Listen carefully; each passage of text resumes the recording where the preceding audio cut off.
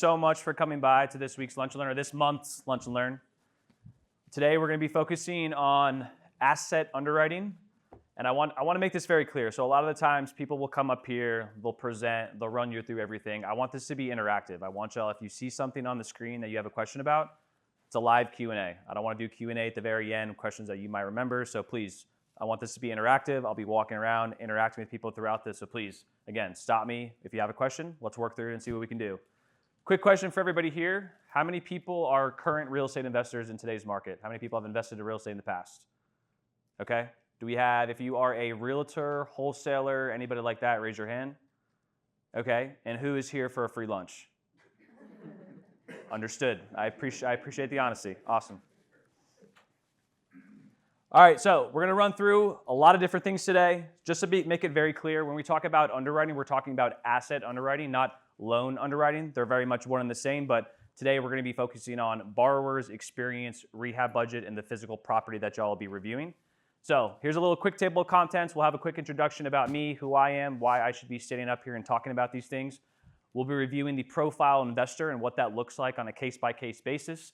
How do you source your deals? Are you going to wholesalers? Are you buying them off market, direct to seller? Running through some of those scenarios and what that looks like for everybody.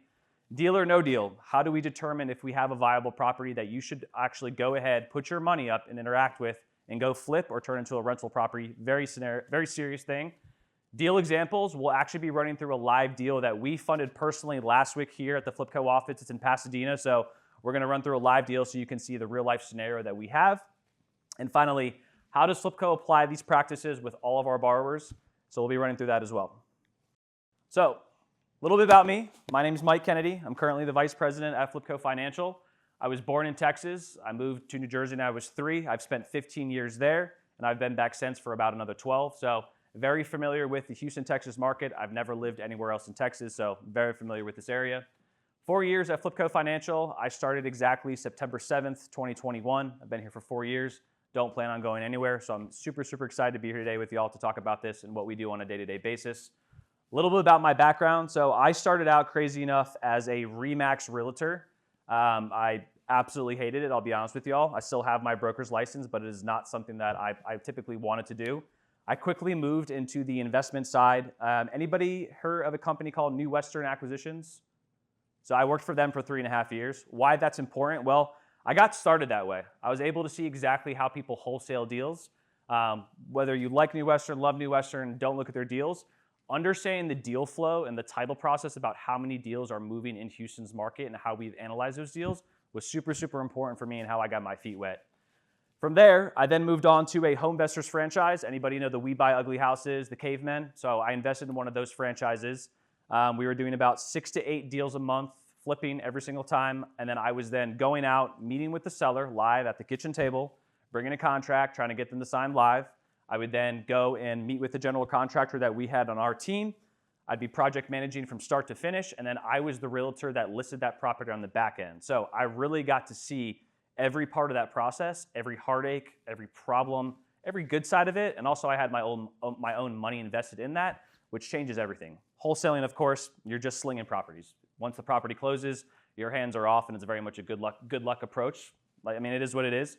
When you have your own money involved and you're doing 6 to 8 flips a month, you start looking at things a little bit more clearly. You start pulling your ARVs a little different, pulling different comps, because guess what? Now it matters. Now it's your money invested, and you got to be on point. And from there, I came over to FlipCo Financial for been here about 4 years, back in 2021. FlipCo was only lending in Texas back then. We then decided to move into the current 16 states that we're in now.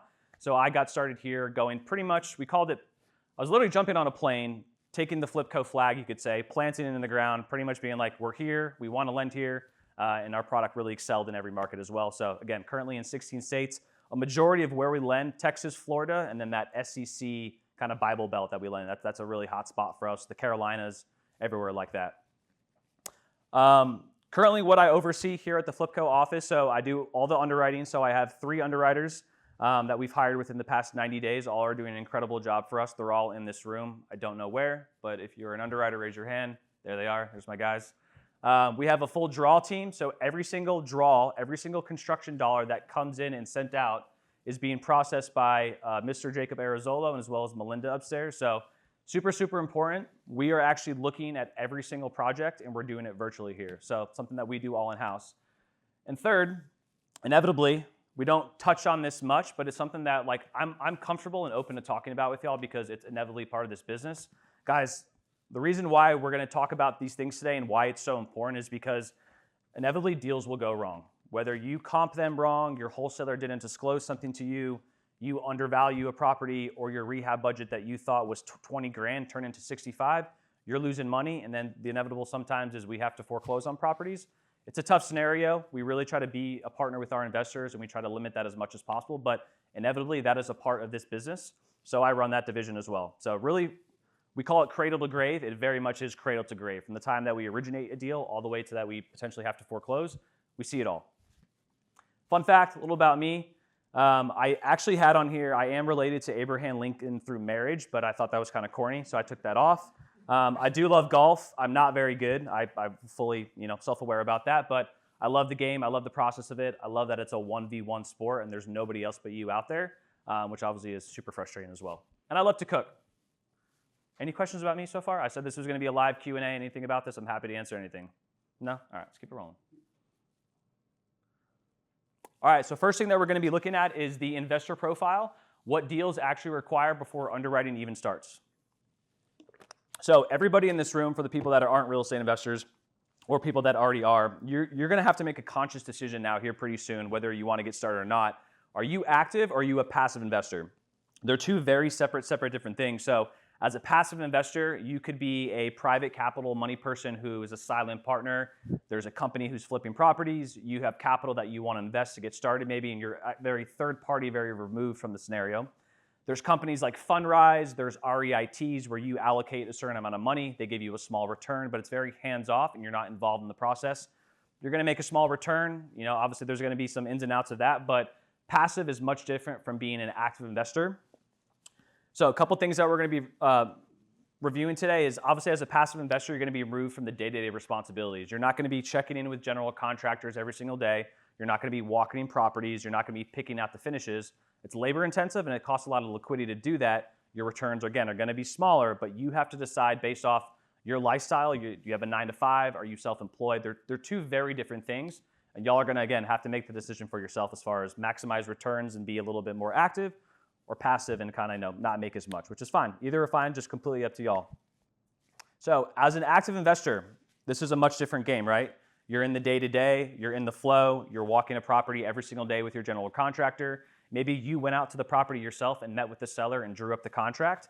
You're gonna be picking out the finishes, you're gonna be reviewing the financials. Depending on how you have your business set up, you are the end-all be-all. You are the full bottleneck or you're of how things flow. So it's super, super important that, again, this is a great business. Real estate investing is incredible, but it's not for everybody. That's just the reality of it is it's not for everybody, and you have to decide how much you want to take on. Also, again, the capital gains, the returns, everything that comes with this business ins and out. Again, you obviously have a much higher return if you're going to be someone that is willing to take on that risk. But again, I don't personally know what your risk appetite is. I don't know what liquidity you have. But we're going to kind of work through some of these things today to make sure that if you do decide to invest in real estate and let FlipCo be your partner on this, that you're set up for success each time. Okay, so some things. Again, cash is king. What you have, liquidity, what you have in your bank account will determine how much you can buy, how often you can buy, and how fast these projects are going to move. So a couple things that we're going to walk through is just as far as recommendations go. So we do this every single time on our budget. If you're coming to FlipCo and you're a FlipCo repeat investor or a first-time investor and you bring us a budget with a $60,000 rehab, we suggest off the bat that you have $6,000 or 10% allocated to what if. And if everybody's flipped a house before, the what if is not really about if it's going to happen, it's when. Things always go wrong in real estate investing. You have to be able to pivot. You have to be able to restructure the deal. You have to be able to think on your feet and make a fast decision because every single day that you do not make a decision, it's utilities, it's taxes, it's interest payments to your hard money lenders. This thing, it's a per diem. It moves every single day. So you can't be stuck in a decision on any of this stuff. Of course, you get your project started. What happens? Well, I just closed on a property. I gave $30,000 to close. Well, typically, now I have to get my project started, right? What does that require? More liquidity. So right off the bat, there's a pretty big swing. I'm closing on a property. I'm bringing 30 grand to the table. I have my closing costs. I have my builder's risk policy. All of these things amount to a good amount. And then boom, no one's getting the project started for you. You then have to pull liquidity out of your own pocket to get that going. We typically recommend around 25%. So if you have a $100,000 budget, we want to see that you can start it with about $25,000. We want to see that you can get that initial, whether that be the demo, the rough-in, depending on where the project's at. We just want to see that you can get it off the ground and get that going. Because again, if you've just bought a house, but just bought a flip property and there's nothing going on, you're losing money off the bat. This is where we come in. So as we sit right now, we typically will do 100% of the rehab. If you get a fix and flip loan with us, you just have to spend it first. So what that means is if you have $100,000 and you're going to do a $100,000 flip property, you're going to have to spend the full 100, and we will give it to you 100% back. And it really comes up to you what your liquidity is and how you can break that up. Maybe you want to go 10,000, 10,000, 10,000, 10 times. You want to go $25,000 4 times. It really doesn't matter. It comes down to you and your liquidity and what you're able to handle, right? What strain can you handle? How much money do you have in your pocket? One of the value adds with us, I'm going to be plugging little value adds here and how we can help you move as fast as possible. So our draw team, the people that are talking about servicing this draws in-house, they do it 100% for free. So every time you pull money from us, there's 0 draw fees. The market standard right now is somewhere between, I'd say 25 to 350. It can be even more. I'd say go around, research this, but it's super, super big to make sure that, again, talking about liquidity, talking about the flow of processes and projects, if I have that $100,000 rehab and I can only do $5,000 at a time and each person's going to charge me $250 each time, we're talking another point of origination when you get on the back end. So these small little details where you're not thinking about, you really have to start turning your wheels to make sure that you're protected. And of course, last part of that is we fund draws twice a week on Tuesdays and Fridays. So a lot of people will do it once a week, once every 2 weeks. But how often are you getting your money back and how often are you moving? Third thing, this last column to the right is going to be talking about, I don't want to call it commingling, but it very much is. You have to get to a point where you separate your business and your personal lifestyle. We don't know about your personal lifestyle. We don't ever dive into it. It's a good background. Give us a background on, I'm a teacher, I'm an engineer, I'm a software engineer. What's the bandwidth that you have to move these projects?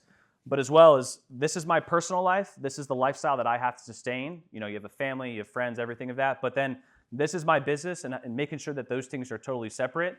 Again, on this data that we have as far as where projects typically go wrong is where we're seeing I don't want to call it commingling, but not having a structure set up in place to make sure that you can continue to move on with these projects. Any questions so far? Every 3 slides I'll probably ask. Anything so far? Okay. Everything's making sense? Okay, good. All right.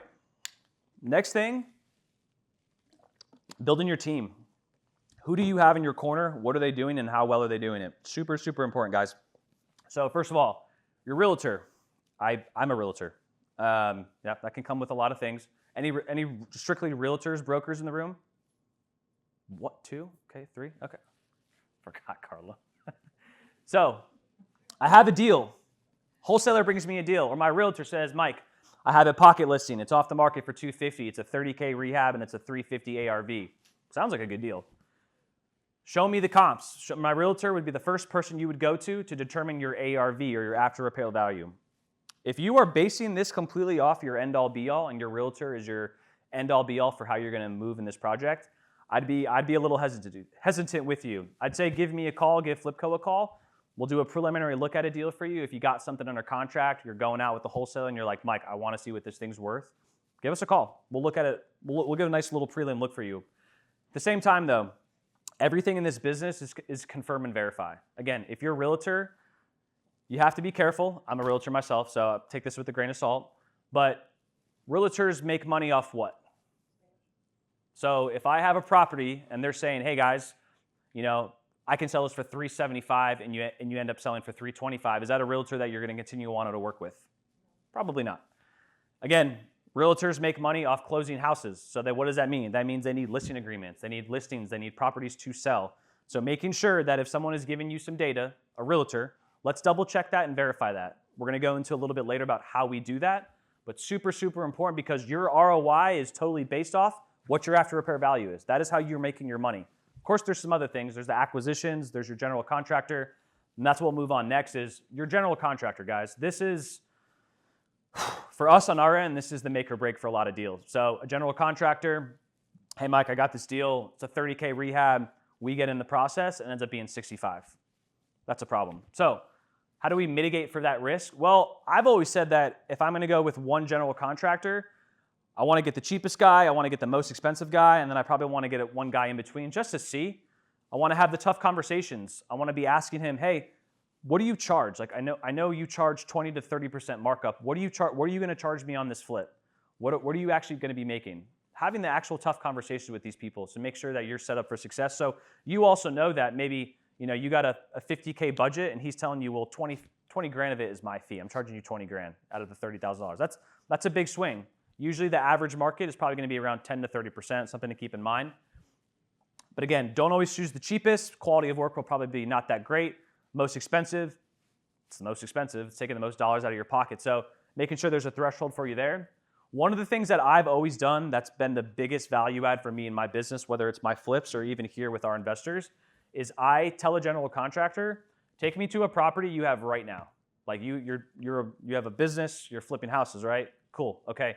Let's go to 123 Main Street. You're in the rough-in stages. Show me your job site. Let me see your subs walking around. You'll really get a feel for everything you need to know right off the bat. Show me your website. Do you have a Facebook page? Are you active on Instagram? There's a lot of data out there that you can go and pull for yourself to make sure that this is a business relationship, a business partnership, that you'll be with this person for 6, 9, hopefully no longer than that if you can sell it. But this is someone that you're going to have a great dialogue with. And again, always, guys, if you're working with a general contractor, make sure you're protecting yourself. Make sure you have contracts with strict deadlines, payouts. Make it very, very clear and concise that you know exactly what's going on. My biggest thing has always been, I want an exit at any given time. So if something is not going right with the general contractor, there's an exit on each side. I want to set expectations. I want to make sure that everyone's happy across the board, because if I get into my $100,000 flip, I get $50,000 in and it's not going well and he's not meeting deadlines, then you have an out. You can say, hey man, this isn't, he or she, hey, this isn't working out. We're going to move on to somebody else. And you have now an out to where you can pivot.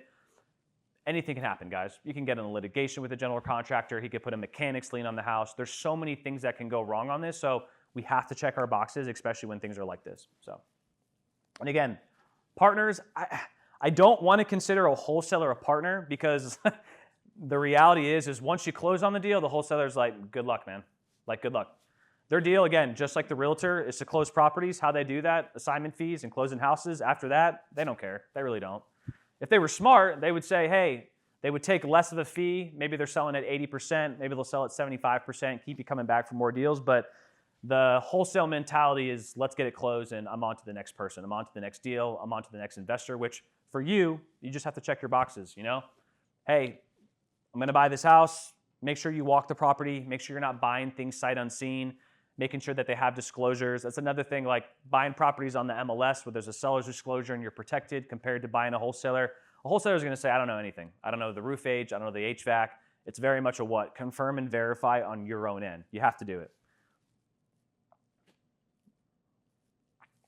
Moving on, we're going to be talking about a little bit about deal sources, how sources impacts your perspective. So, one of the best ways that I've acquired deals in the past is going to be from pocket listing from realtors. I don't know if anybody has a realtor that is willing to work the MLS for them for 6 to 8 hours a day. That's a great way to source deals. Wholesalers, again, we've talked a little bit about them. Their profit margins are always going to be a little tight. Their deal flow is going to be more than anybody else, though. So if you have a comfortability with, Mike, I'm not trying to make more than 15 to 20 grand, that's my ROI each flip, then the wholesaling route may be for you because you're going to do more of them. It's a unit play for you. That's always a consideration. But again, you just have to be mindful. The disclosures won't be there. You'll know the least amount about the property. So again, just trying to protect y'all in every scenario possible. Auction. The auction's great, but the auction means that you have to have a bag of cash or a cashier's check to drop whatever amount that you're bidding at, and it's a live bid where it's like, you could walk into the auction on Texas Tuesday and say, okay, the house is going for 100, and the guy next to you had now bid it up to 160, and you're sitting there with your hands tied going, well, I guess I don't have a deal now. And that's the reality. You don't want to overpay. It's exhilarating to be at the auction. I don't know if everyone's done it or bought a house from there. It's intense, but You don't want to overpay, and you want to make sure that you're not buying a bad deal. And guess what? It's completely sight unseen. You have no idea what it looks like. So the risk is exponentially more. Online listing sites, guys, if we're buying houses from Zillow and Realtor.com, I don't know what to tell you. The information there is not accurate. It's a great starting point, I'll say, but it's not an end-all be-all. If you have, again, leaning on your local realtor who can go into the MLS, go into the tax registers, can confirm all this data, is going to be super important. So I think it's a great starting point. But if you're pulling comps on Zillow, if you're saying I found 6 comps on Realtor.com, I'm telling you the data is not going to be the best there. It's an IDX from multiple listing services, but it's not pulling everything in its entirety. So just, again, be careful. The name of the game, and you'll hear me say it 100 more times, confirm and verify. Property shopping platforms. Anybody heard of Investor Lift? Anybody been on that before? It's a good site. It's basically wholesalers going on, and you're bidding at properties for the most part. Old school. I've bought a property off Craigslist before. Don't judge me. There are some deals on there. They're not great, but I mean, you can buy some deals from there. I'm trying to think if there's anything else off the top of my head. I mean, again, Zillow and things like that, but it's just a good starting point. So the last two, I'm going to start with networking, and then I'm going to go up to the second to last one around direct marketing. So networking within your own network. If everybody doesn't know that I'm an investor, I want a 3.2, 1,500 square feet, Sci-Fair ISD with no pool, that is a great way to get started. Going to all the bigger pockets events, going to our events, Sips and Flips, going to New Western Area on Tap. Tell people what you are looking for. Be the top thing on their mind, where it's like, maybe you're the mobile home guy. Maybe you're the Cleveland flip guy. It doesn't matter what you are, but you need to have your network know what you want, because when they have a deal, whether it's a wholesaler, one of us, maybe a deal comes to us, you're the top thing on our mind and how we get that deal in front of you. So leverage your network, leverage the people that you have, go out there and meet people, and tell everybody what you're looking for every single time. Now, this is kind of the direct marketing, mailers, email, and door knocking. It's labor intensive. It's going to cost the most, and SEO and everything like that. It's going to cost the most, but at the same time, it's going to give you the best leads. So again, what is your trade-off? If you're a 9-to-5er where you're trying to buy for the first time and you have a website, ibuyuglyhouses.com, I'm spending SEO, I'm spending marketing dollars, I'm doing PPC, I'm doing mailers. You can easily we were spending about $20,000 to $30,000 on marketing a month to get 6 to 8 deals. You got to close them. You got to get it going. You got to get in front of the seller and get it done. But at the same time, the deals were under 70% each time, as long as you buy them correctly. But not everybody has 20 to 30 grand. Not everybody has 15 to 20 grand to get started. It's a lot of money. So you really have to, again, the passive, active, you have to decide for yourself, am I going to be someone that's in it every single day? Am I going to be buying from wholesalers where I get more deal flow? Am I going to be leveraging agents? Again, it's always a trade-off. There's always a sacrifice here that you have to make: time, liquidity, or your man resources. Anything on that? Super important slide. No? Okay.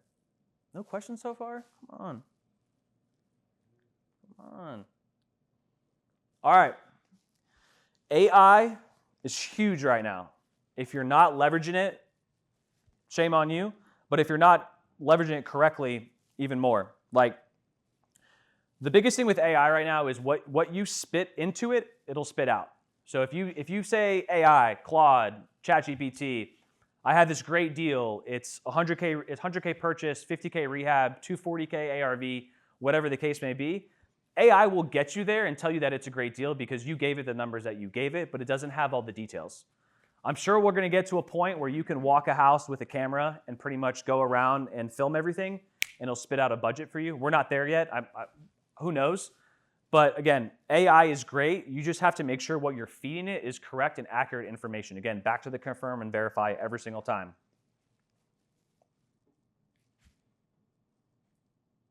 So now we're going to be jumping into your market area and how to determine an ARV from our standards.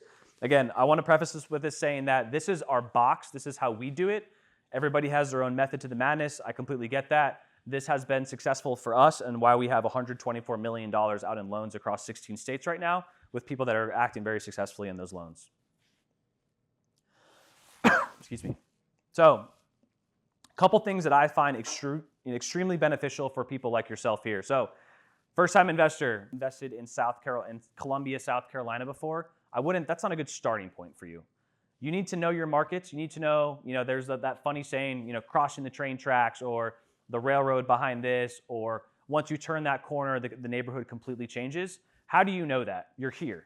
You know the school districts. You know what's going on. You know where people want to be and why. So actually leveraging that knowledge to make sure that you're making the correct investment decisions are super important. So who am I selling to? Who is my demographic? Why do people want to be in Cy-Fair? Anybody know why? School districts. Why do people want to be in Katy? School districts. Why do people want to be in the Woodlands? Same thing. Yes. So knowing that and understanding that and setting your end buyers up for success is going to be a really key part to this. Again, going back through and understanding, if I'm flipping a property in a specific, I'll use Red Bluff Terrace. We're going to talk about a couple properties in Pasadena here in a little bit. Red Bluff Terrace is a really great area, around 300 to 275 ARV, 250, somewhere in there. Pasadena, 3242s, great area for starting point on flips. But if I go out in the marketplace and I see 6 comps that I have, and they all have quartz countertops and LVP throughout, and you come in and you put granite and let's say carpet and everything, are you going to get the same value? No. So you have to understand what's the standard, where's my turnkey, what's my as-is, so you can identify the different marker points in that market. Again, going back through and understanding why people are going to certain areas. Mainly it's going to be school districts or lifestyle. People who want to live in Katy and want to live in Cypress are going to be much different from the people who want to live in the Houston Heights. Access to bars, restaurants, be within the city. It's a much different ballgame. And last, stay up to date on local developments. If someone is knocking down a development and putting a 10-foot high-rise behind your flip property, how do you think that works? How do you think you're saying going down? Potentially, I'd say. Yeah, I mean, we deal with that all the time where it's like, well, there's new construction in the backyard, though. That shows improvement. That shows things are going in the right direction. Potentially, it also means that someone on their second story is looking down in your backyard every single day. That's not ideal for me. But again, it's understanding these things and going through and saying, what is my threshold here? Am I comfortable with that? Do I need to look at that property now and say, okay, maybe I have to discount my ARV by 10 to 20%? What I'm trying to say is just a conversation. It's something that you need to have a dialogue with yourself to make sure that you're accounting for these things. Because if that happens, the apartment complex goes up, I personally believe that your buyer pool is going to shrink. Yeah. Floodplain is a massive thing. 100-year. There's a nasty rule right now with FEMA where you can basically only, and I don't know this to the back of my hand, where you can only put a certain percentage, I think it's like 50% of the as-is dwelling structure, which really, really caps you. We're dealing with it out in Hitchcock right now on one. Story for another time. But the FEMA rules, the 100-year, the 500-year, the cost of flood insurance is not cheap, but let's remember that as well. So if you're carrying that, great point that you made. What was your name? Mike. Nice to meet you, Mike. So again, this is our box. This is what we use. It is successful, but it's not, again, this is going back to how you're making your decisions and how risk adverse you are. So we start out with like a mile radius. And I know that sounds kind of big because it is. We start there. We just want to see what's going on across the board. We really much dial this in, and we're actually going to go bring up a live map here in a little bit where you can see how much we dial in. But we start out with a general mile. We're not crossing 45 south and going across it. We're not crossing I-10. We're not crossing the Beltway. So you'll see some things, but generally we'll go about a mile out in any direction. Again, you have to know your market. You can't be, like I just said, you can't be crossing 45 south and pulling from another subdivision that's in another school district with another property that's a 3-2 and you're a 2-1. You just can't do it. We talked about this a little bit. Houston zoning is interesting, I'd say. Once you get out of the burbs and you get back into the Houston Heights and you get into the 3rd Ward, 5th Ward, all these different areas, you can have a house that looks like a bomb went off and then a 3-story townhouse. It's super, super odd. But in these areas, very much in the inner city, you go across the train tracks or you go across one street and it's like you can be in a different part of Houston. So accounting for that, seeing where markets are changing, where areas are changing, making sure you're staying up to news with the developments and things going on. So again, checking your boxes, making sure that you're covered. All right, so here's a real live example. We're going to go through 2 houses. This is one in Pasadena, Red Bluff Terrace, like I was talking about before, to where we initially, the larger circle here is a mile radius. You have the lines on here are actually school districts, so you can kind of see. But really, within a mile radius, there was nothing that was pulling up here. I cut it out.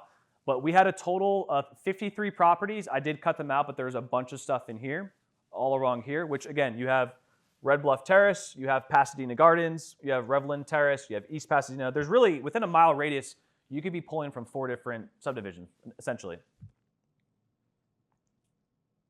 Now, you can still see the mile-long radius, but this is what we call resetting the market area. This is, a live deal that we did. We funded it last week to where we try to dial it in. A mile is pretty far away, so we really look for boundaries, right? I'm going to try to do this as easily as possible. But our house was here, backed up to a park where we really kind of drew a line. This is a 2-lane street that we cut here. You can kind of see the school district change right here, but we're not pulling over here. We're not crossing this 4-lane road and going over here. We're staying exactly where we need to be so we consistently kind of bring it in each time. So now again, this is another risk tolerance conversation. This is what makes you feel comfortable. We go 3 to 6 months back for comps. We don't go 12 months. The difference between us and an appraiser, appraisers go as far out and as far back until they need to find something. We really try to make it as clear and concise as humanly possible. So we're going back 3 to 6 months. I start 12 months because I want to see the variations. What has changed over from 12 months, 6 months, 3 months? I really want to see the changes of what's going on because we were pulling a deal, actually reviewing a deal last week for underwriting where in 2 weeks, because we go 6 months back, we were pulling from July and August at one point, and then both of those comps dropped off and the ARV dropped 25 grand. Whereas like a quick change within 2 weeks, just because you're going to the very, very end of the 6 months, but within 2 weeks change, and then we were 25 grand cheaper, and it was like, okay. Those are things you have to account for because guess what? The reality is, and this is what flipping and this is what underwriting is, you are taking past data and you are making a guess on future values. Nothing is guaranteed. And again, I'm not trying to scare anybody, black swan events, economy, interest rates, like these are all things you have to account for. They're all uncontrollables. What we can control, again, is our purchase price, our rehab amount, and what our value is and making sure that we're protected on the back end. So going back 3 to 6 months, 3 months is always going to be the best, but the data pool is going to be a whole lot smaller. 6 months seems to be a really good time period for us on how we can pull values. If I'm a 3-2, 1,500 square feet, we'll typically go around 300 to 400 plus or minus, or maybe a 15% variance. If you're a 1,000 square foot property and you're comping to 1,800 square feet, you have 2 different properties there. If you are a 3-2 and you are comping to a 4-2, you have 2 different properties. You can do that. You just have to make the necessary adjustments to make sure that you are covered because you will not get the same value. That's a great question. So I try not to put a bedroom's worth 20 grand. I don't do that. I typically go and I say, let me look for both, and I find the variance within myself. I'm not going to say a pool's worth 30 grand. You can't do that. You could drop 100 grand on a pool, turn it on the market, and you're not going to get 50 grand for it, essentially. But so what I do, I find like for like. I go and find a 4-2, 1,500 square feet. It sold for 150. I go then find the 3-2, 1,500 square feet, sold for 120. And I try to go and find that at least once or twice. So I can come up with the valuation because this is not a guessing game. It is, but it's not at the same time. I'm not going to say, oh, a bedroom is worth $30,000 because it's not until you show me that it is in the data. So I go and find it. I don't try to guess.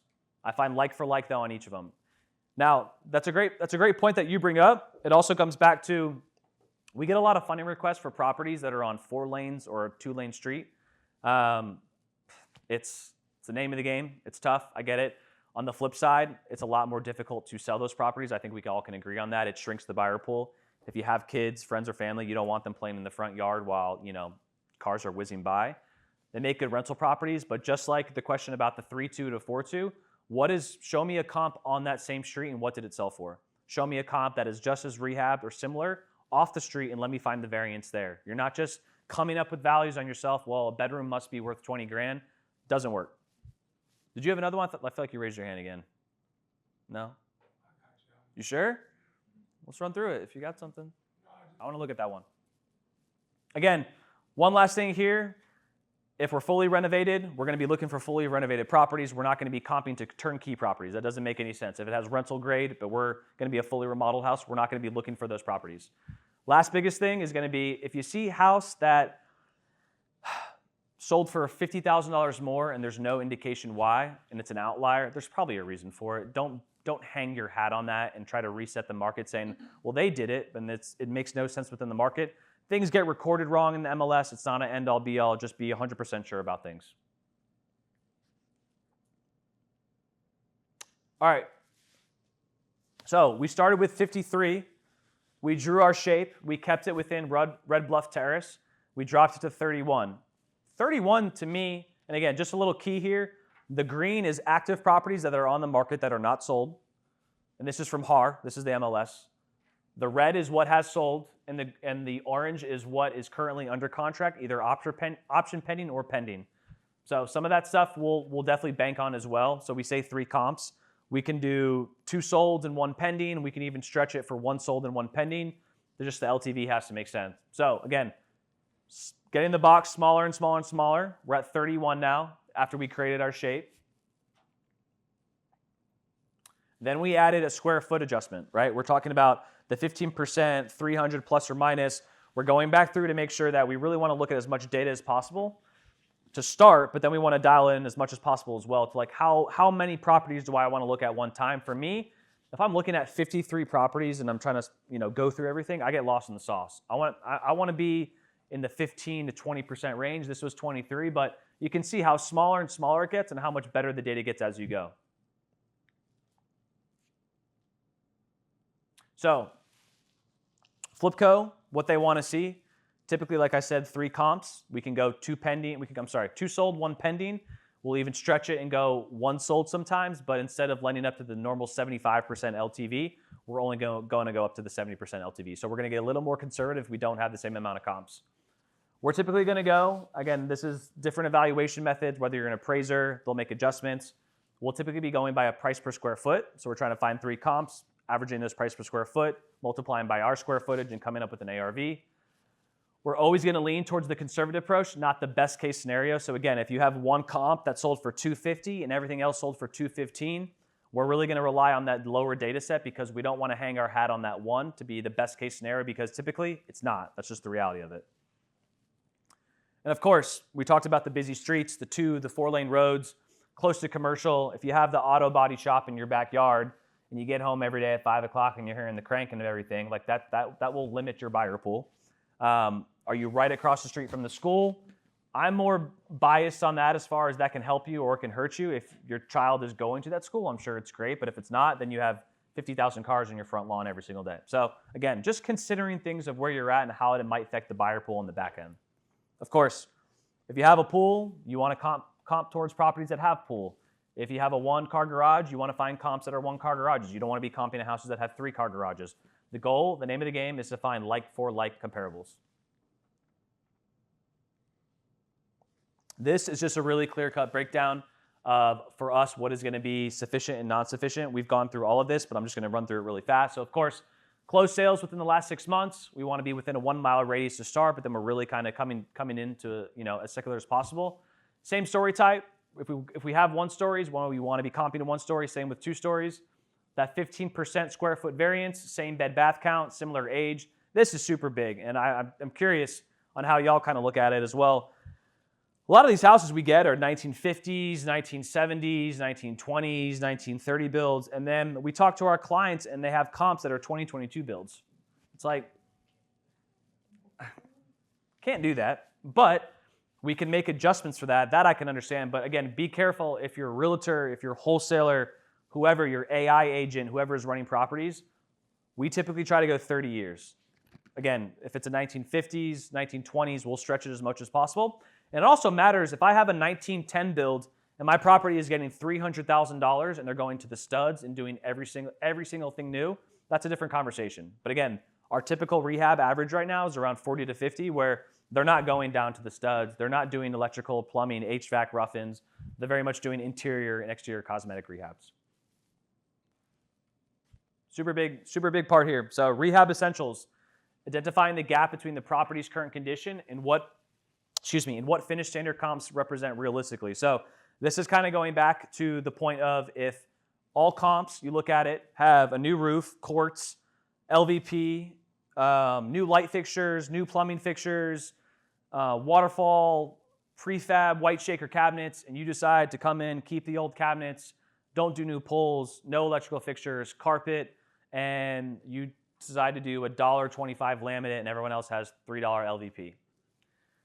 You're not going to get there. The reality is you're going to sit on the market, you're going to have to sell the property for less. So what I used to do, and I think is super helpful, is ones that are on the market that look fully renovated, go walk those while they're on the market. Take your agent and go walk those properties. Like, you want to see the standard. Again, it's not sold, but I think all of us can walk a property and understand a rehab and be like, you can walk a house and be like, this is going to sell. Like, this is a good, unless there's some outliers or it's on a busy street, you can walk a property with a great remodel and be like, this should sell based off the days on market. Yes, sir. You can take your GC there. What is it going to cost to get me just like this? I want to be like this property. Again, small things, craftsmanship, looking at the trim, looking at how they laid the flooring down. Do the floors feel safe? Do they feel secure? Things like that. But walking, that's a great point that you just made. Are you a general contractor? No, I don't. Okay. He's back. No. This is a great question. This is why we're here. So what we'll typically do, we lend up to 75% LTV of ARV, which is a great leverage point. What we'll typically do is if we can't find comps or only have one comp, we'll drop the LTV to 70 and then 65. So you're getting less leverage. The deal could be tighter. You might have to bring more of a down payment to the deal, but we'll work with you on it. But again, one of the biggest things, and we'll jump into this later, is if there's no comps, we don't want you to do the deal. You're just swinging and missing or taking a guess on something where it's like, you have to realize is we're your equity partner in this. You bring 10% down, we fund the 90. Like we are just in this just as much as you. And what happens? You take on a property, it doesn't sell. You call me one day, you're like, man, I was at your lunch and learn. You told me that this was gonna sell, we're gonna do this deal, and it sits on the market for 120 days, and you make 10 grand, and you never invest in real estate again. We're trying to build a relationship where it's like, you're gonna do 100 with us at some point. You're gonna continue to build. We're gonna show you how you're gonna flip 3, hold 2 rentals, move into new construction, start buying multifamily properties. Like, we want this to be a stair stepper up with you, not a one and done deal. We're not wholesalers, we're lenders. We want to make sure, because if your success is our success as well. We'll jump into it a little bit later, but we'll de-leverage you is the point. If there's less comps, less data, we'll get more conservative. There's no other way to do it. Or again, the tough side of that is we just won't do the deal, unfortunately. All right, last thing. Again, we've kind of talked to this. We're going to align our renovation level with our exit strategy. If we're flipping a property to flip it, we're going to flip it. We're not going to do a turnkey rental grade upgrade and then try to sell it as a flip because you're going to get less. It'll sit for longer, and they're just creating a headache for yourself. I won't really go through this. There's a couple things on the far right-hand column that I think are super important. Of course, any rehab, it really depends. You have an allocated budget. You have a certain amount. You have to make the conscious decision to where this budget has to go, what areas need more than others. If you have to have a new roof, you may not do the deal because the roof's going to cost you 15 grand, and if you know you're going to spend 15 grand but you only have 60, then your interior remodel might not be where you want to be. Or maybe you can cut costs in other areas, but you don't want to ever skimp out on certain areas. Don't ever skimp out on the bathrooms. Don't ever skimp out on the mechanicals, HVAC, electrical, plumbing, foundation, roof, things like that. You'll get burned. Don't skip out on the bathrooms or the kitchen. Those are the main money drivers. So, what's that? Oh, this guy was calling me out too over here. We funded deals for you? No? Have we funded a deal for anybody in this room? See? It happens. It happens. Come on now. This last column is super important, guys. So, permits, inspections. I will not tell you what areas you can and cannot pull permits in. I think if you're a savvy and smart investor, you will do the research yourself. There's nothing FlipCo can do. In Florida, if you ever bring us a deal in Florida, there is something called a 4-point inspection where if you do anything with the roof, the windows, the plumbing, the HVAC, or the electrical, it has to be permitted in order to get an appraisal and get the financing on the back end. Texas City, Pasadena is a scary one too. You have to be super careful with that. So, very much so. But there's nothing we can do to be like, if you don't pull permits, you're not getting your money. In Florida, we do that because it's like we can't do it because then the property actually can't sell. We do suggest it. I will be honest with y'all. We do suggest it several times where it's like, I would highly suggest pulling permits here. But at the end of the day, if you decide not to pull permits and you can't sell the property on the back end because of that, you're only hurting yourself. Again, we're your partner in this. We want to set you up for success. So when it makes sense to pull permits, please pull permits. And if you don't need to, and it's the 5th Ward and you're pulling a little drywall back, doing a quick rough-in, I'm not suggesting anything. I'm just saying I'm an investor too, and I understand it sometimes. So we'll work with you on that as well. Oh, one thing, I'll go back real fast. We typically do not need a survey unless you are adding square footage. So if you have a property where you're about to do a 500 square foot addition, that will never hold us up, only if you are adding square footage. So if you're converting a garage and you're adding square footage that way, that's an existing structure. We don't need a survey either way on that, just so you know. How many people typically use the 70% rule or the 70-75% rule when they're looking at houses? It's a good gauge. I'm not going to say it's an end-all be-all. There's going to be a lot of different things. This is just kind of a quick breakdown of that same property where if we're looking at a property and you have 3 properties, sold prices of $315, $322, and $319, average price per square foot on a 1,300 square foot house would be about $245 on that. Average was $258, which multiplied by your 1,200 square feet at $258, average price per square foot of your 3 comps puts you about a $310 ARV. So if you're doing that, you're running your house based off the 70% rule, based off the $60,000 rehab that this property would need times the ARV, you're coming back at around a 150. Again, this is not an end-all be-all. This is just a good box. This is a good metric. This is a good starting point. Again, if you're someone who is comfortable with 75%, if you're someone who's going to be in that rental market, who's looking for a little bit tighter deals because you're looking for more of the cash flow play, you can adjust these. This is just a general gauge that a lot of investors will use in today's market. So if you're not aware of it and you're looking to make your first offer on a house, go find your ARV, go find your budget, multiply your ARV by 0.7 or 0.75, subtract your rehab, and that'll be your offer price. It's a good starting point. It's a good, just like if I'm talking to a seller, I'm on the phone call, you can do the numbers real fast and be like, hey, Mr. and Mrs. Seller, I'm looking at 123 Main Street. I'm kind of seeing a 250 ARV. This property's in bad shape. I'm going to be in the range of 150 to 160,000. Are we even in the same ballpark at that point?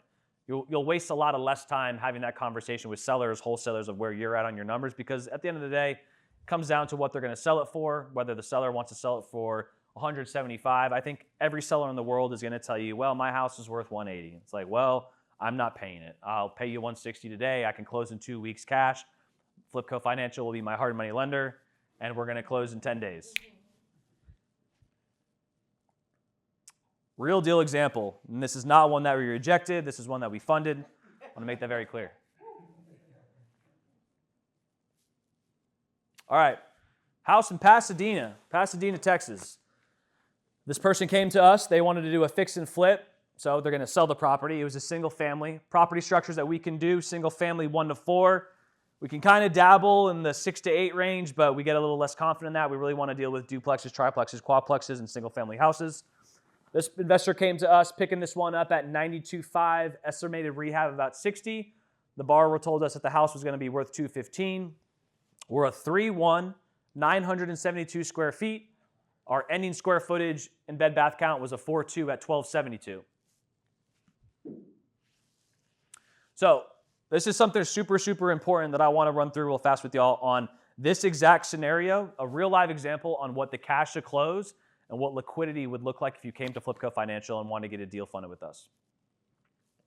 So, purchase price, $92.5, estimated rehab, $60,000. Your total loan amount is around a $137,250.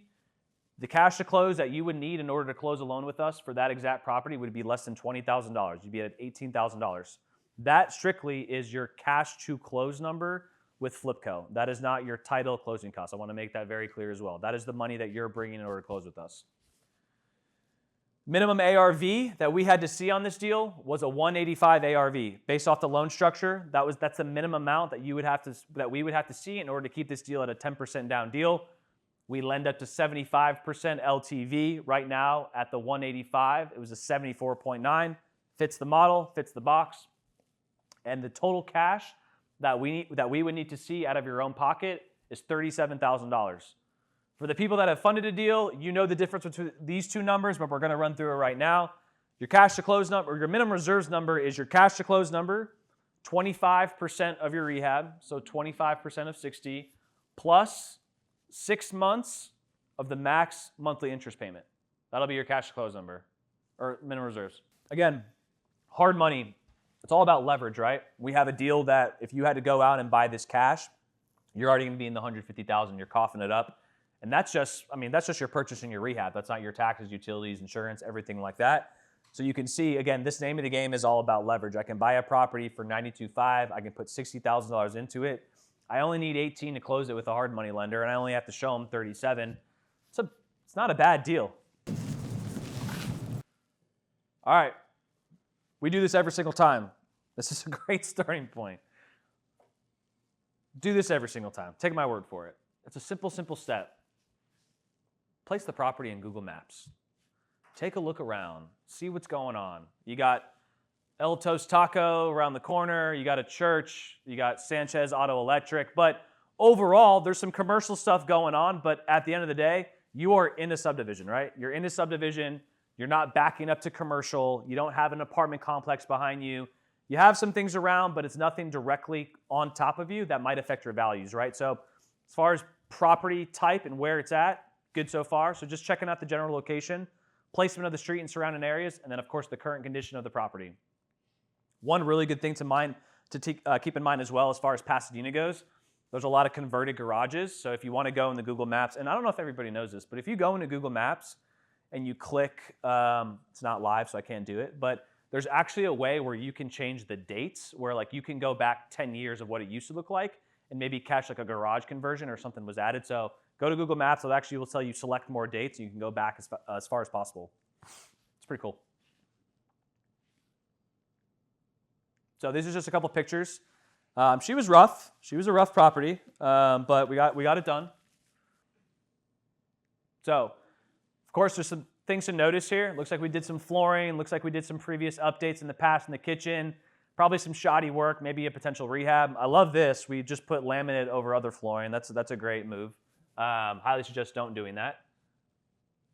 Some stainless steel appliances, 2 different types of flooring. That's great as well. Some subfloor issues, I would say. Maybe you can see kind of these tiles coming up. Maybe some leaks going on right there. And then this is the super important part right here. So this investor came to us. We understood that this guy is going to be converting this into an additional bedroom and bathroom. So we're adding value, we're adding square footage, and we're adding a lot. So this happens all the time. And I'll tell you, we will reject these deals. This will be a no-go for us. So in the same subdivision, if you go back,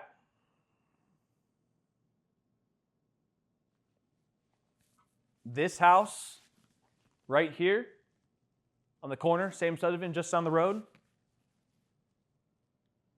is that one right there. You would be surprised how many people come to FlipCo Financial asking for financing on a project like that. And again, what did I say before? If I can find a like-for-like comp on the 4-lane road with the traffic light right in front of it, and I can see that there's a $50,000 swing in values, and the $50,000 makes sense in our deal and we can still fund it, we will do it, but I promise you it'll be tough to get it done. If there's always going to be, I don't know a lot of people that will want to live in front of a traffic light. It's the first house in, very much a discount, but this happens all the time where maybe we're using a comp like this, or maybe we're trying to get funding on this. This will be like a very, very tough deal to get through with us. It's a reality. It's a tough sell too on the back end. So going through the same scenario, it's actually, we were kind of looking at the same subdivision before. We were up here. Now we're in East Pasadena. This is actually a really, really good one to look at because you can see a discrepancy in the 2 different subdivisions. That's something that like small, very small detail, but matters. So these are I don't know, for the people that are kind of in the back, I'll kind of give it a shout out. So currently right now, in this column right here, you're going to see your subdivision. So we had talked about comping into Red Bluff Terrace before. You have your square footages here. But East Pasadena is where we're at. And I'm not going to be able to show y'all, but each of these from this, it's actually a 185 mark right here was where this starts. All of these are rehab properties. These are investor grade remodels that have been remodeled and put back on the market and sold. It's interesting though because it's cut off a little bit. Let me see if I can pull it on mine. No, all good. I know what they are. So this is our subdivision, East Pasadena, right? We're down in here. Red Bluff Terrace. There's a slight change, but the one comp that we have down here, this is a 185, and immediately when you go up to Red Bluff Terrace, you're in the 190s to 200 all of a sudden. There is a variation, there's a difference, and it's not showing, but the difference is that the school district changes right here.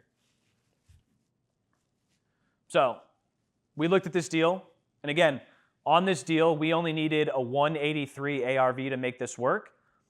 Values are trending up as well. Looks like there's some in Red Bluff Terrace. 1424, 1179, 3232. We're going to be a 42, 1272. This is both two pending at 219. We take those into account as well. Not only the 3 solds that we're looking for in a mile radius, what is pending right here, right now in the market. That's going to give you a clear indication of what people are willing to spend right now. So there is an upswing in this market, but again, East Pasadena, the values are different. That they are. And if you look here, you have, again, you can't see it, but I know what they are. This is a 185.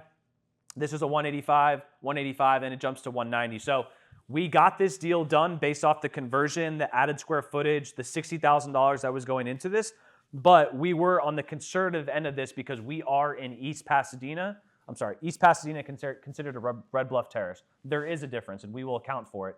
It didn't matter on this one because we only needed 185 and we were able to get it done, or 183 to get it done. But those small things where you might go into this going like, man, it doesn't matter. I'm getting 215 for this. I got to be getting 215 for this. And the deal's tight and your budget goes up from 60 to 80, you're not making any money there. So it's just accounting for things, looking for things, checking your boxes, making sure that you're covered no matter what. Oh, of course it does right there. Well, now we're zoomed in. This is what I wanted to show y'all. So again, 2 pending. This isn't great. This is something that we're always considering. Days on market. 313 days. I mean, it's selling for $219.9. That's great, but 313, I don't know anybody that can hold the property for a full year and still make money on it. But again, this is just a clear-cut breakdown. East Pasadena on this lower end was pulling 185. These are all properties that were in this range. Were about rental grade remodels, nothing fully remodeled on the back end.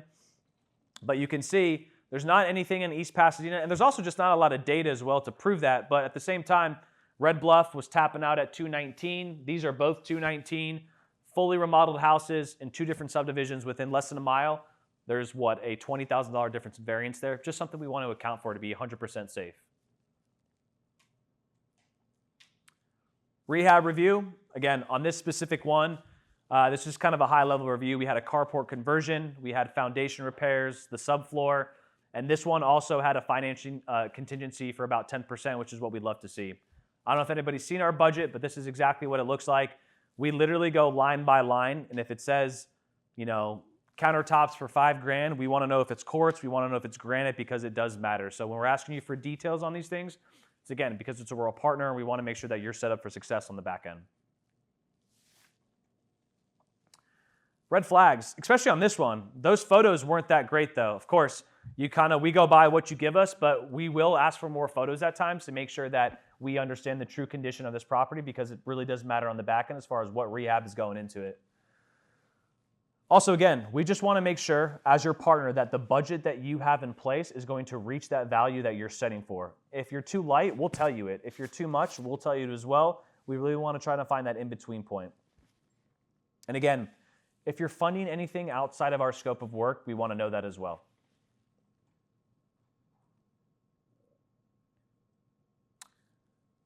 So, this is another big topic with us, FlipCo Financial. We, as a partner, as first-time investors, we will cap you at around $60,000 to $65,000. Why? You're like, Mike, I got this, man. I can do the 120K rehab. I'm not a betting man, and I'm not wishing for your not to be successful, but after thousands and thousands and thousands and thousands of loans that we've done, our biggest heartaches and failures have been with first-time investors over the 65K mark. So this is not something that is a gauge that we're just doing because we want to do it. There's proof in the pudding on this, and guys, I mean, you watch a couple of HGTVs, you get on YouTube, and flipping looks really easy. I promise you, it can look really, really easy. It's not. It's not. It's great. It's a great investment strategy, but again, as a partner on you, we're not just doing deals to do deals. We may stick you in a deal, or I'm sorry, we won't stick you in a deal where it's a $80K rehab. You've never flipped a property before because we've seen it go wrong so many times, and it's not we're betting against you. We just don't want to set you up for failure. So it's really just investing in your success, making sure that when you take on something, it actually makes sense for us. And look, we have rejected so many deals because of that, going like, hey man, if you want to do it, go ahead and do it. We're just not going to be the person for you on this because according to our data, it doesn't make sense. There will be people that will let you do it. I would just say, again, there's caveats to this. Mike, I'm a first-time investor. I'm using a general contractor. Here's his license number. Here's his website. Here's his Facebook. This is what he does. This is what he's really good at. We'll work with you. Like we will. We really will. Everything's super gray. Everything's a case by case. What we're mainly saying is, Mike, I'm a first-time investor. I got an $80K budget, and I'm going to self-manage it. I'm going to go find my own subs. I'm good. I'm good. Because again, I don't see you being successful on that. You would be shocked at how many people want to do that and are willing to do that. And again, the proof is in the pudding. We look back at the data, and it hasn't been successful, so we're not going to continue to do things that don't make sense. Another big super thing, self-managing, first-time investors, we want you local to the project. So if you come to us and you live in Houston, Texas, Mike, first-time investor, 80K rehab, I found this deal in Cleveland, Ohio. It's got some good numbers. We won't do it. We really won't. We want you to be local to that project. We want you to have that local knowledge and make sure that you actually understand what's going in that market. And there's so much risk on being out of state, not being there every single day. Again, going back to that passive or active investor, flipping is a active thing. You can't be passive in flipping unless you're giving someone money privately. So, and again, like you saw on the cash to close and the minimum reserves, there was two numbers that we kind of breezed over super fast. Was one, the 25% of the rehab. We want to see that project is going to get moving, right? We want to see that 25, you can withstand 25% of that project on your own is going to get going. The second would be the 6 months of max interest payments. We have a 6-month loan. We just want to make sure that you can carry that loan for 6 months. Pretty simple. We're just hedging our bet. And again, this is super big. This is not going to be for our first-time investors because you don't have any projects, but we also have a lot of people that come to us that say, Mike, I have 10 flips. They're all not done. I want to do an 11th with you. I hear you. Sounds like you've got some traction, but we want to see some payoffs first before you come on another one with us. Show me what they look like right now. So something that we will dive into because, again, we don't want you to be over-leveraged and you not be successful in those projects. All right, practice what you preach. So how we protect you, again, we've done thousands and thousands and thousands of loans, thousands of deal reviews, and thousands. We track every single property that we've ever underwritten and what that actually ended up selling for so we can understand what markets we can be more conservative and more aggressive in. We track it every single time. So if you beat us out and you're like, we have people that come to us, I'm sure this guy will, when he sells that property for what he wants to, and he'll show me the appraisal, he'll show me the final sales price. Like, man, I told you. All right, and we've had things like that where people we get proven wrong. I'd rather you prove me wrong and we do another deal than me get proven right and you lose out on the deal. Like I'm okay with that. But again, I'm okay with being wrong. That's okay. But again, we just like to see that success from on y'all's end.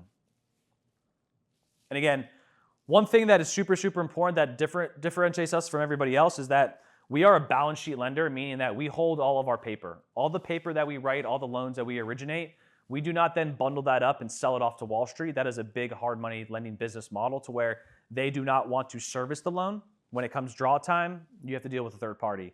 When it comes to extension time, you have to deal with a third party. When you have to come to payoff time, here's the third party. But we hold the paper from start to finish, meaning that we are literally with you from the time that you originate the loan to the time that you are going to the closing table and selling it. You need a payoff from us, or you need an extension, you need a rehab. So we're really much with you all the way. How we protect you. So another business model that is super common within hard money is the third-party appraisal method, to where we don't underwrite the deals. We just get a third-party appraiser to go look at it. They tell you the value, and that's what it is. With us, we look at it personally. My underwriters look at it. There's a dialogue with each other where it's like, Mike, I have comps. Here's my 123 Main Street comp. Can you please take a look at this one? With the third-party appraisal route, it is what it is. Here's the appraisal. There's no conversation. So we very much have that dialogue with people. The speed and transparency, I mean, again, the third-party appraisal method is it takes, you order one, it's going to take 7 to 7 business days maybe, and then there's no discussion about it. If you bring us a deal typically on a Monday, you'll have a full approval within 24 hours. If you gave us the budget, the photos, everything like that, from the 24 hours that you bring us that deal, we're giving you a hard yes or no. We may have some follow-up questions to that, but we're moving as fast as humanly possible, not holding another hand or having to go to a third party to get those values. It's coming straight from us, the source of truth. And the last thing, by investor for investor, it's one of our core values. We're trying to remove the barriers and red tape that there is. This is non-institutionalized. There's no license that's required for hard money lending. So we're trying to move as fast as humanly possible so we can get these deals funded. A couple things with us. A lot of people will base your interest rate based off your credit score. We do not pull credit, any hard pulls whatsoever. There's no credit minimums with us. No income verification. So we're mainly looking at your bank statements as far as what's in the entity that you're closing under the property and what's in there. We're not going in and saying, what's your W-2, what's your 1099. We're not doing any of that. And then to get a file closed with us, there is less than 10 documents. We can kind of do a full run through of that if anybody wants. And of course, we're first-time investor friendly. All right, so this is kind of just the last little breakdown, kind of key takeaways that we've reviewed today, and then we'll jump into kind of a Q&A. I know we've had a kind of live Q&A as we've gone through this as I wanted, along with some heckling as well, which we love. So key takeaways, your team is your competitive advantage. Again, we've walked through your wholesalers, your agent, your general contractor. These are all going to be people that will either make or break the deal. The deal is just the starting point. The people in place to execute on this is going to be everything. Understand where your deal came from and why. Again, going back to the wholesaler route, there's going to be title issues sometimes. Are there 27 heirs that you have to bring to the closing table? What are the boundaries within the deal? Things like that. But also understanding your wholesaler and how they're sourcing deals themselves. Data tools, the AI are just a starting point. It's not a finish line. We have to confirm and verify everything that we do based off our numbers and our evaluations. Again, we really drilled in as far as you can go a mile to start, but you really want to come in as fast as humanly possible to the small market portion to really decide what your values are and what you can do. The true cost of a rehab is always more than the contractor's bid. I think we all know that, but really dialing in your rehab numbers to make sure that you have a buffer, you have a contingency, because again, it's not if things are going to go wrong, it's just when in flipping. That's the reality of it. Stress test your deal before you fall in love with it. I mean, this is time and time again. Mike, I love this deal. I love this deal. What are the numbers? Tell me what the numbers are. Let's keep it factual. Let's keep the math straight. Don't tell me that you love this deal because, it's 3 minutes from grandmother Sally's house. Like, let's really focus on the numbers, bring me the factual pain points, and let's work through this deal together. In real estate, it pays to be middle of the pack, but not banking on being the best of the block to be successful. I realize the typo there. You don't have to point that out. Being the best on the block, again, we're never going to be the lender that looks for you to reset the market. So if someone is like, Mike, I'm walking into the subdivision, I got this deal right now, I'm buying it for $150, putting $60K into it. All the comps are showing me it's a $250 ARV, but I'm going to sell for $300. It's like, again, we're taking past data and projecting a future value. So we are not going to be the lenders, and I don't want you to be the investors who want to reset the market, because if there's no data for it, let's not do it. But time and time again, I promise you, y'all probably don't believe me, but again, time and time again, people will come to us and be like, I promise you, I'm going to sell this for $325. I know the comps say $250, but like, you got to believe in me. I'm like, I believe in you. I don't believe in the numbers. Let's keep it numbers. Let's keep it factual. And last, of course, who are you partnering with? We are not going to do deals that we don't think make sense. We're not going to stick you anything. We're not here to collect origination and collect yield on interest. A lot of lenders will do that. They'll sell the paper and they don't care. Again, your success is our success. So we really want to make sure that if you're taking on these deals, you're going to be successful in it together.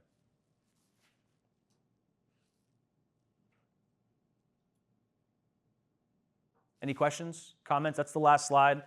I know it's 1:45, kind of 15 minutes over, but I know we have a deal we want to run through. But any questions, comments, concerns? Yeah. First, I want to say thank you guys. You did a deal for me last year, and I had done Easy Street the year before, but it's no comparison to your system. Thank you. When the market switched on us and I had to do the extension, Iris and the whole extension team was just awesome. Awesome. Didn't ask for a better. So now FlipCo, I've actually bought one client and have another client where Dave actually did. Are you Miss Smith? Yes. I'm Mike. Winona, nice Yes, to ma'am. meet Very you. nice to meet you. I know exactly who you are. We're almost done with her 2 properties and getting ready to do the DSCR. Yeah. So grateful that y'all got it done. No problem. So I appreciate that. You hear that, my man? Just so you know, for those of you that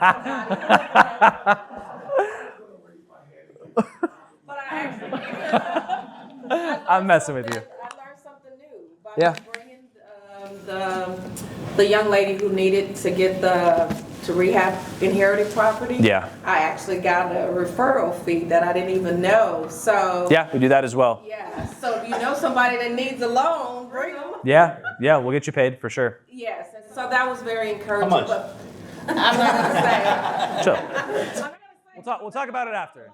We'll talk about it after. Actually, it was gonna be 3, but we ended up selling 1, and you guys did the other 2 because Yeah. it just made more sense for her. But you took the time to walk us through. Kayla was awesome. You have Jeremy Crow as your contractor too, right? Uh-huh. Yeah. That's my guy. Yeah, so I love him. we're having fun. So Yeah. Jeremy I met through FlipCo, and he was impressed with the knowledge that I have, and so we're hoping to keep working together. Awesome. But I wanted you to expound on what you said when you said, it was take it to the studs, or you were given a different scenario. Yeah, so That kind of went over my head. Right? So I was saying that when you're comping on your build, so if I'm a 1920 build, I'm an old Heights historic house, and we're going all the way to the studs, I have a little bit more of a threshold to comp into that 1970s, 1980s build, because you really are a new house. You may have kept, there's a new rule now where you have to keep 1 outstanding wall, but that was just more of we'll stretch the year builds on what we're comping to, because you are completely redoing the house and it's almost like new.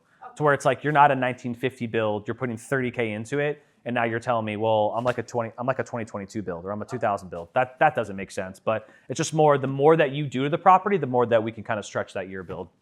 Okay, so thank you guys. Yeah, I just of course. wanted to put that plug in. Of course. Thank you. Any other questions? It's not a question. I was just gonna say, even though they didn't do the deal, y'all made me restructure my deal, and it turned out a lot better. Awesome. So I'm coming back to you, trust me. All right, good. That's all that matters. And again, I mean, the biggest thing, this is obviously so much data that we run through and so much, but again, we really do care. I promise you. We're not going to do deals that don't make sense. Emotions are obviously a big part of this, but the numbers are the numbers. The math is the math. And if it doesn't pencil out, it doesn't pencil out. We'll always be here on the next one. We're not a one and done shop. And that's really the goal, is we don't want to talk to you one time and then we never talk to you again. And a lot of people will operate like that just to hit a lick and get an origination fee. It's not going to be who we are. So we're just a little different. That's all. But in a good way. Promise you. Any other questions, comments, concerns? We have a couple. Go ahead.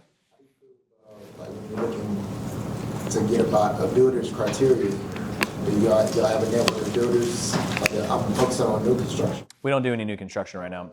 We do new construction. You just have to have a slab and framing up, and then we can get involved for the bank lines that we have. Yeah. We do have a couple account managers here as well. If you're interested in products and what we can actually sell to you, and a little bit more around what we talked about today. Jacob Hill, raise your hand in the back. You got Ryan over there as well. Stephanie.